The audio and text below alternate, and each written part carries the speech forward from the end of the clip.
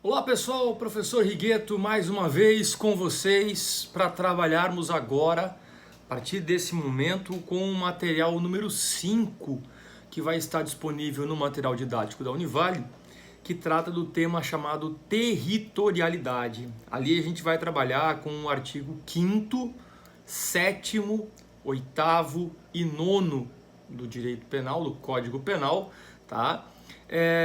E qual que é a lógica, obviamente, se você for perceber, a parte da questão é didática, né? Qual é a lógica de nós termos trabalhado com a matéria do artigo 1º, 2º, 3º, 4º e 6º e agora voltarmos a trabalhar com o 5º? Realmente questão de ordem didática, foco didático, lembrando que toda essa matéria vai ser revisada nas lives, nas aulas que a gente vai ter ao vivo, até que tudo se resolva até maio, né? Porque nós vamos ficar praticamente aí até praticamente final de abril, acredito eu, nesse isolamento, tá bom? Bom, o tema trata-se chamado territorialidade. E o artigo 5º ele é simples de entender. O artigo 5º diz assim: aplica-se a lei brasileira sem prejuízo, né? Não jogando fora, não descartando contravenções, tratados e regras de direito internacional ao crime cometido no território nacional. Então, aplica-se a legislação brasileira do Iapoque ao Chuí, ou seja, em todo o território nacional, sem descartar, sem jogar fora convenções, tratados e regras de direito internacional que acabarão fazendo parte, incorporadas à nossa legislação. Pois bem, dali para frente eu vou trazer uma série de informações que complementam, porque daí eu vou para o parágrafo 1º, parágrafo 2º, ele se torna um pouquinho mais delicado. Então olha só o que diz ali, o artigo 5º e a sua explicação dali para frente. Imunidades diplomáticas.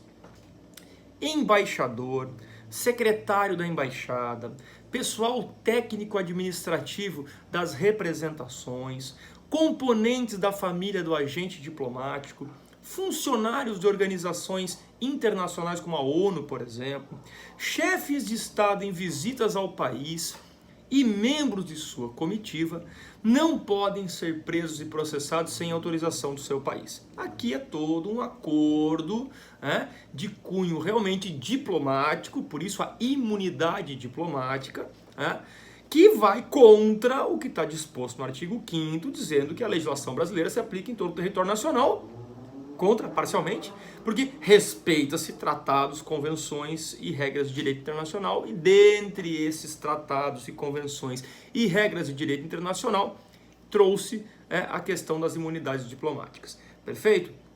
As chamadas sedes diplomáticas, elas não são mais consideradas extensões dos países, mas ainda assim possuem inviolabilidade. Se você for para Brasília, existe uma área ali lá em Brasília, de todos os consulados, É a coisa mais bonita do mundo. Você vai passando uma casa maior que a outra, uma estrutura maior que a outra, e dentro dessa estrutura, que existe lá, você vai encontrar cada país sendo representado dentro do Brasil ali, E essa representação ali, antigamente era um pedacinho do território deles no nosso território.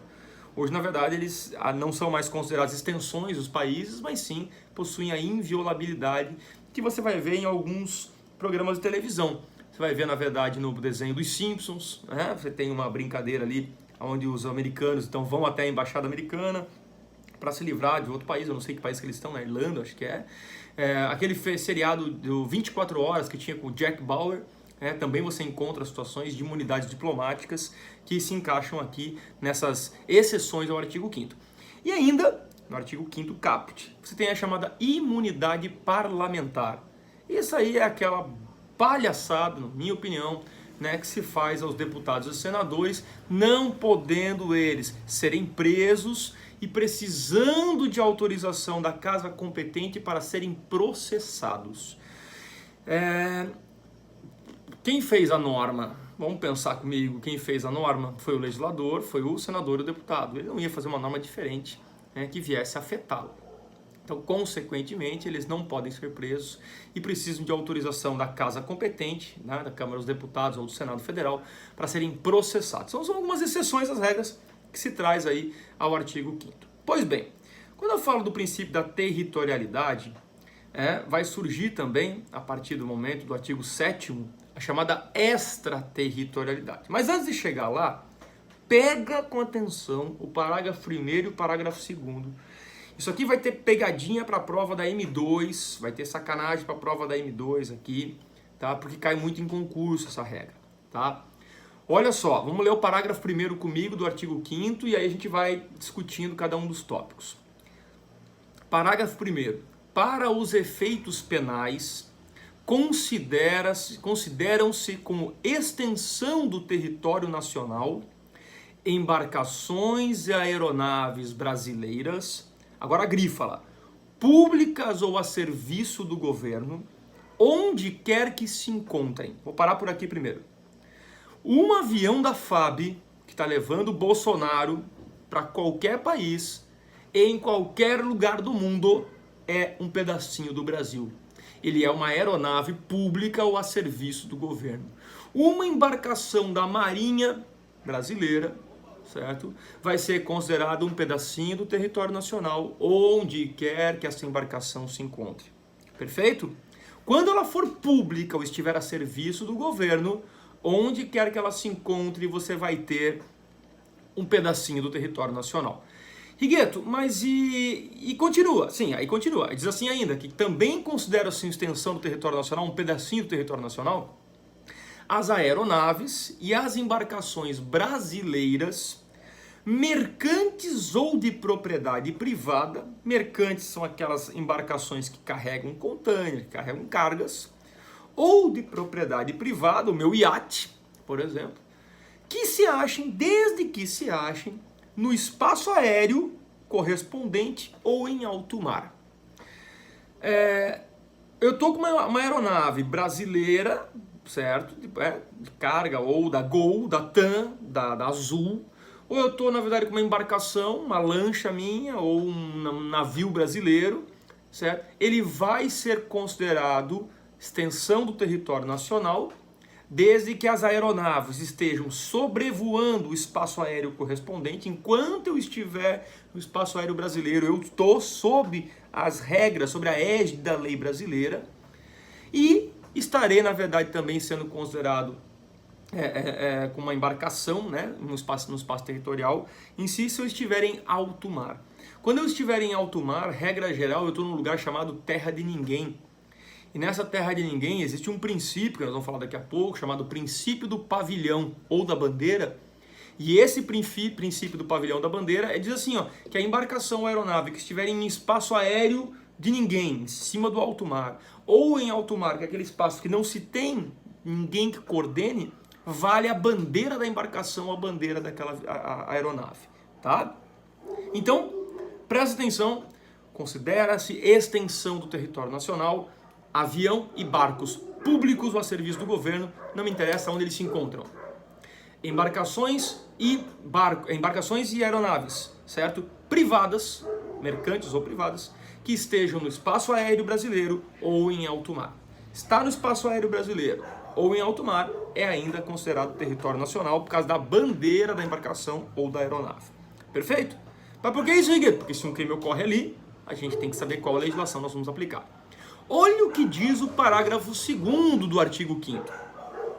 É também aplicável à lei brasileira, 2 pontos, aos crimes praticados a bordo de aeronaves ou embarcações estrangeiras de propriedade privada, tá? Achando-se aquelas, as aeronaves, em pouso no território nacional ou em voo no espaço aéreo correspondente, e estas, as embarcações, em porto ou mar territorial do Brasil. Nós temos que proteger, da mesma forma que o brasileiro vai estar dentro do seu iate, dentro do seu avião, do seu helicóptero, né, num espaço aéreo brasileiro, ou em alto mar, e vai ser a legislação brasileira, eu tenho que regrar como vai funcionar se um espanhol, um alemão, um americano, um argentino, não interessa a nacionalidade, um chinês, venha, na verdade, para o Brasil com a sua aeronave privada ou a sua embarcação. Enquanto aquela aeronave do estrangeiro, aquela embarcação privada, estiver, na verdade, sobrevoando o alto mar, é o princípio do pavilhão da bandeira, vai valer a bandeira do país dele. A partir do momento que ele entra no território nacional, no espaço aéreo brasileiro ou no mar territorial brasileiro, a legislação é a brasileira. E por óbvio, se ele atracar, né, num porto, se ele pousar em um aeroporto brasileiro, legislação brasileira. Rigueto, mas é o Donald Trump, tá vindo visitar o Bolsonaro e acabou de descer com aquele mega avião americano da presidência no aeroporto de Guarulhos. Ocorreu um crime dentro do avião do Donald Trump. Qual a legislação? Americana. A mesma regra, na verdade, que se aplica, se considera uma extensão do território nacional, embarcações ou aeronaves públicas ou a serviço do governo, também se considera, né, o espaço aéreo, a embarcação ou aeronave pública estrangeira, um pedacinho daquele país. Então, se o Donald Trump pousar aqui e tiver um crime, se vier um navio da Marinha Americana, certo? Território americano. Certo? Agora, se for privada, propriedade privada, de origem estrangeira, chegou no território nacional, no espaço aéreo nacional, no mar territorial brasileiro, legislação brasileira. Perfeito? Bom, alguma parte conceitual, porque nesse primeiro vídeo aqui que eu vou tratar vai ser o artigo 5º, a territorialidade. Depois eu estendo com vocês o 7º, 8º, 9º e depois ainda trabalho com o 10º e 11º. Território nacional compreende o espaço delimitado pelas fronteiras geográficas. Território nacional, do Iapoque ao Chuí, do Rio Grande do Baixo até lá em cima, a gente tem o território nacional. São componentes do território nacional o solo ocupado pela corporação política, toda a região, né, todas as nossas unidades federativas, rios, lagos, mares interiores, golfos, baías e portos, mar territorial, que é considerado 12 milhas marítimas de largura, medidas através da baixa mar, então a maré baixa, 12 milhas para dentro, a gente tem soberania plena. Um lugar chamado zona contígua, que vai das 12 milhas até 24, né? Onde o Brasil pode tomar medidas de fiscalização a fim de reprimir infrações às leis, aos regulamentos aduaneiros, fiscais, de imigração ou sanitário. Não é considerado território nacional, mas é o Brasil quem comanda. A chamada zona econômica, que ainda vai daqueles 12 até os 200 milhas contados da linha de base, né, que serve para medir a largura do mar territorial, que é a baixa mar, serve para exploração e aproveitamento de recursos naturais, conservação, etc. Também é considerado um território nacional para aplicação de lei penal.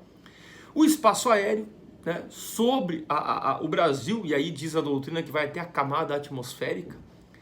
O espaço cósmico, né, que é tratado sobre, existe um tratado, né, sobre exploração e uso do espaço cósmico, onde todos os estados podem explorar o espaço cósmico. É aquela questão de colocar satélites e assim por diante. Então você tem, né, a delimitação, então, somente das áreas do chamado, né, território nacional e aquilo que extrapola o território nacional. Já comentei com vocês, né, que o princípio da bandeira ou do pavilhão, então é aquela coisa, né, estando em alto mar, certo? Você não está sujeito à soberania de nenhum estado. Os navios que lá navegam regem-se pelas leis dos países de origem, ou seja, sua bandeira, igualmente no espaço aéreo. Ah, Rigueto, tem um navio chinês atracado no porto de Itajaí. Legislação brasileira. O navio é privado, está carregando contêiner, navio mercante, brasileiro. Bom, lei brasileira. Pessoal, o navio está saindo, brasileiro. Está em mar territorial, brasileiro. Chegou em alto mar, lei chinesa. Fechou? O avião está sobrevoando o Brasil, lei brasileira. O avião saiu do espaço aéreo brasileiro, bandeira do avião, origem daquele avião. Princípio da bandeira ou do pavilhão.